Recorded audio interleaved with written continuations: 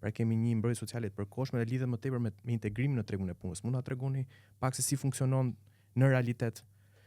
ky model i mbrojtjes sociale? Është e vërtet, në fakt, sa i përket buxhetit, është e vërtet që buxheti për ministrinë, për pjesën e shëndetësisë është trefishuar nga një buxhet 250 milion euro që e gjetëm ne aktualisht së bashku me buxhetin e mbrojtjes sociale është një buxhet për 1 miliard eurosh, që për hir të vërtetës është buxheti më i madh që ka patur të dy sektorët bashkarisht, ndërkohë që për të shkuar tek përgjigjja e pyetjes, po, sa i përket politikave sociale, sa i përket shërbimeve sociale, qasja jon ka qenë tërësisht një qasje që reflekton